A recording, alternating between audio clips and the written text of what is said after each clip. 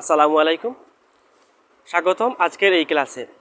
আশা করি আল্লাহর অশেষ মেহরবানিতে আপনারা সবাই ভালো আছেন। তো আজ আমরা এই ক্লাসে শিখব প্রেজেন্ট সিম্পল পার্ট 2 এ আমরা শিখব যে তুমি যে কোনো কাজ করছো, যেমন তুমি শিখছো, তুমি কথা বলছো, তুমি দিচ্ছ, তুমি আসছো ইত্যাদি।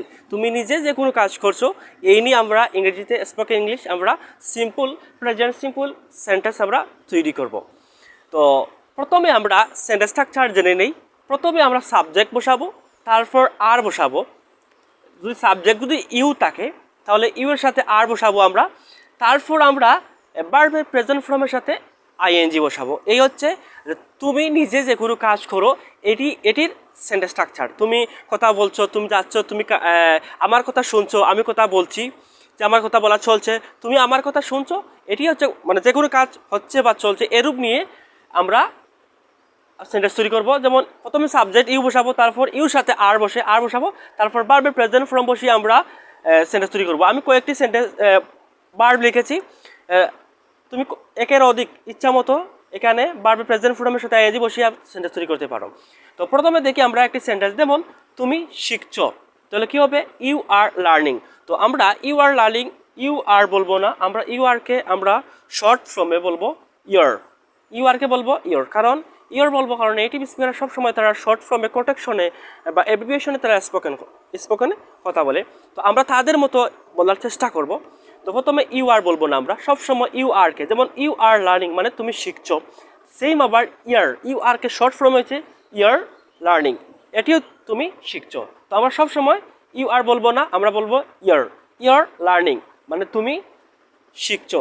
ইয়ার স্পিকিং তুমি কথা বলছো, ইয়ার গিভিং তুমি দিচ্ছ, ইয়ার ইথিং তুমি খাচ্ছ, ইয়ার গোয়িং তুমি যাচ্ছ, ইয়ার কামিং তুমি আসছো, ইয়ার রিডিং তুমি পড়ছো, ইয়ার রাইটিং তুমি লিখছো, ইয়ার ফরওয়ার্ডিং তুমি নিষেধ করছো, ইয়ার কিপিং তুমি রাখছো, ইয়ার মিটিং তুমি সাক্ষাৎ করছো।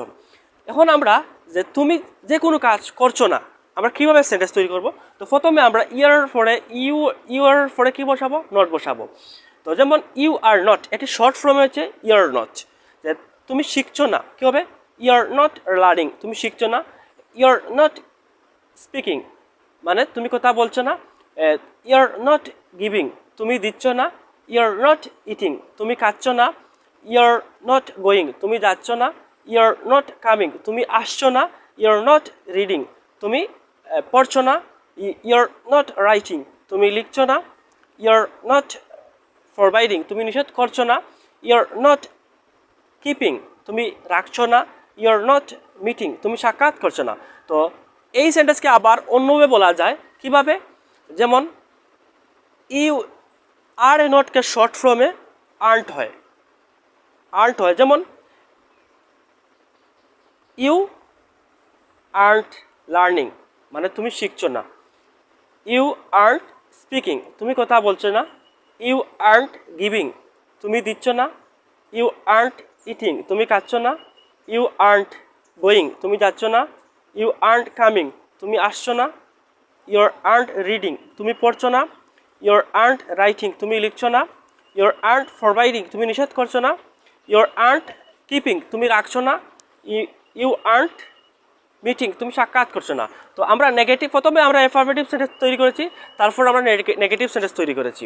তো নেগেটিভ সেন্টেন্স দুভাবে করা যায়, যেমন ইউর নট অথবা ইউ আর্নড, দুভাবে সেন্টেন্স তৈরি করা যায়। তো আমরা ইনশাল্লাহ প্রেজেন্ট সিম্পল পার্ট 3 ইনশাল্লাহ দেখা হবে। সে পর্যন্ত ভালো থাকুন, সুস্থ থাকুন, নিরাপদ থাকুন এবং এই ক্লাস মনোযোগ দিয়ে দেখবেন। আল্লাহ হাফিজ, আসসালামু আলাইকুম।